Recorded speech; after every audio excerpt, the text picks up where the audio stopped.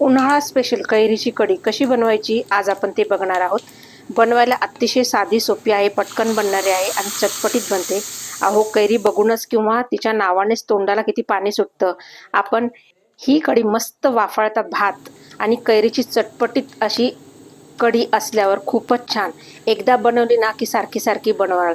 उन्हाळ्यात जेवण जात नसेल, तोंडाला चव नसेल, अशी कैरीची कढी व्हायलाच हवी। रात्रीच्या स्वयंपाकाचा कंटाळा आला असेल तर पटकन ही कैरीची कढी तयार करा व वाफाळता भात बनवा। मग काय, जेवणाची आणि जिभेची लज्जत तर वाढवणारच। चला तर मग रेसिपीला सुरुवात करूया। तर इथं मी कलमी कैरी म्हणजे तोतापुरी कैरी घेतलेली आहे आणि ही जास्त आंबट नाही आहे आणि गोडच आहे। त्याच्यानंतर मूठ भरून कोथिंबीर घेतलेली आहे, अद्रक घेतलेला आहे, हिरव्या मिरच्या घेतलेल्या आहे 7-8 आणि इथे मी ओलं खोबरं घेतलेलं आहे जे परत भिजवून घेतलेलं आहे थोडंसं पहा। आणि आता इथे मिरच्या घेतलेल्या आहे फोडणीला, कढीपत्ता घेतलेला आहे, तीळ घेतलेली आहे आणि हिंग घेतलेला आहे, राई जिरं घेतलेलं आहे। चला तर मग रेसिपीला सुरुवात करूया आणि चवीनुसार आपल्याला इथे मीठ घ्यायचं आहे। तर आता ही जी कैरी आहे ना, ही स्वच्छ धुवून घ्यायची आहे आणि आपल्याला याच्या वरचे जे सालं आहे ना ते पिलरने काढून घ्यायचे आहे। तर मी हे काढून घेत आहे। बघा अगदी कैरी अगदी बघता क्षणी अगदी आपल्याला तोंडाला पाणी सुटतं आणि उन्हाळ्यामध्ये अगदीच म्हणजे कोणत्या भाजीला चव नसते किंवा काय काय खायचं त्याच त्याच भाज्या खाऊन जर कंटाळा आलेला असेल आणि पटकन जर पाहिजे असेल खायला तर मस्त एकीकडे भात लावायचा वाफाळताना, एकीकडे ही कैरीची कढी बनवायची आणि अजिबात वेळ लागत नाही। एकदम साधी सोपी रेसिपी आहे। एकदा तर ही व्हायलाच पाहिजे आणि एकदा बनवली ना की अगदी कैऱ्या संपेपर्यंत तुम्ही बनवणारच आणि खूप छान असते। तर चला तर मग आता हे आपले वरचे सालं काढून झालेले आहे, मधली जी कोय असते ती देखील काढायची आहे आणि आपल्याला हे बारीक बारीक असे कट करून घ्यायचे आहे। तर मग मी आता ही पूर्ण कैरी जी आहे ही बारीक बारीक कट करून घेत आहे। तुम्हाला जर अगदी पूर्ण पाहिजे असेल तर पूर्ण पण करून घेऊ शकता। इथे मी जे आहे ना खोबरं घेतलेलं आहे। आता हे खोबरं माझं ओलच आहे पण थोडं वाळलेलं असल्यामुळे असं दिसतंय आणि ते खोबऱ्याचे अगदी बारीक बारीक मी तुकडे करून घेतलेले आहे आणि सुरुवातीला मी हे खोबरं आधी मिक्सरला मस्त असं ग्राइंड करून घेणार आहे, कारण मिक्सर पण आपला खराब व्हायला नको। ह्या ठिकाणी तुम्ही अगदी ओला नारळ जरी घेतला ना तरी खूप छान होते। तर मग मी आता हे खोबरं जे आहे हे ग्राइंड करून घेणार आहे। खूप छान चव लागते याला। नुसती पिली ना, अगदी मुलांना पण दिली ना तर मुलं अगदी नुसती पिणार म्हणजे पिणार, अगदी मागून मागून पितील ते। आता यामध्ये जी कैरी आपण कट करून ठेवलेली होती ही पूर्ण यामध्ये घालायची आहे मिक्सरच्या भांड्यामध्ये। त्यानंतर आपण जे हिरव्या मिरच्या घेतलेल्या आहे, अद्रक घेतलेला आहे आणि कोथिंबीर घेतलेली आहे ही देखील टाकायची। आता ह्या स्टेजला जर तुम्हाला जर लसूण हवा असेल तर तुम्ही लसूण जरी घातला तरी चालेल, पण मी लसूण घातलेला नाही आहे यामध्ये।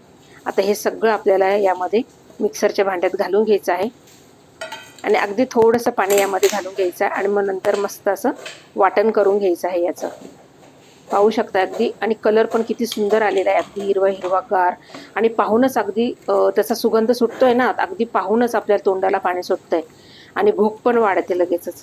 तर आता यामध्ये तुम्हाला कितपत पातळ हवी आहे तितकी तुम्ही पातळ पण करू शकता, अगदी नुसतीच प्यायची असेल तर। तर पाहू शकता आता हे मी मिक्सरला लावून घेतलेलं आहे आणि आता मी हे सगळं एका भांड्यामध्ये काढून घेणार आहे। इथपर्यंत जर तुम्हाला माझा व्हिडिओ आवडला असेल तर नक्की लाईक करा, नवीन असेल तर सबस्क्राईब करा आणि बेल आयकनला क्लिक करा, म्हणजे अशाच नवनवीन व्हिडिओ तुमच्यापर्यंत पोहोचत राहतील। पहा एकदम छान हिरवी हिरवीगार मस्त कैरीची कढी ही तयार होणार आहे। आता यामध्ये मिक्सरलाच मी थोडंसं पाणी घालून मग ते नंतर अगदी त्यामध्ये घालून घेतलेलं आहे। पहा तुम्हाला कितपत पातळ घट्ट हवी आहे आणि अगदी वाफाळत्या भातावर तुम्हाला खायची असेल ना तर मग अशीच पातळ आपल्याला हवी आहे। चला तर मस्त आता याला आपण एकदम छान असा तडका देऊया। तर एका पॅनमध्ये मी तेल घालून घेतलेलं आहे।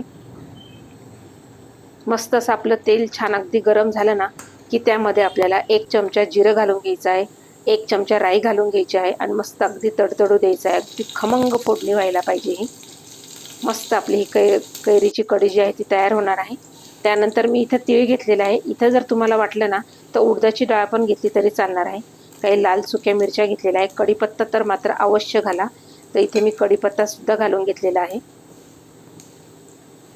अगदी ताजा स्वच्छ अगदी झाडातूनच तोडून आणलेला आहे। स्वच्छ धुवून मग तो फोडणीला घालायचा आहे आणि इथे मी हिंग घालून घेणार आहे बघा, आणि हिंगाची फोडणी तर खूप छान लागते, खूप मस्त चव पण खूप छान येते बघा। आता हे मस्त अगदी आपली ही फोडणी तयार झालेली आहे।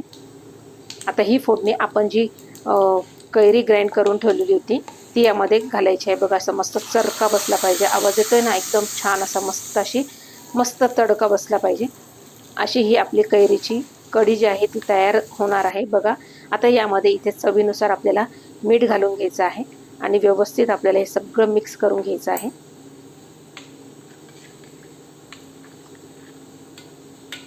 पहा किती छान झालेली आहे. आता यावर आपल्याला पुन्हा थोडीशी जर तुम्हाला वाटली तर कोथिंबीर घालून घ्यायची आहे. आता इथे मी अगदी थोडीशी फक्त साखर घालून घेणार आहे. खूप छान लागते अशी साखर जर घातली तर. ऑप्शनल आहे, तुम्हाला जर नसेल आवडत तर नाही घातली तरी चालणार आहे. आता हे सगळं व्यवस्थित मिक्स करून घ्यायचं आहे.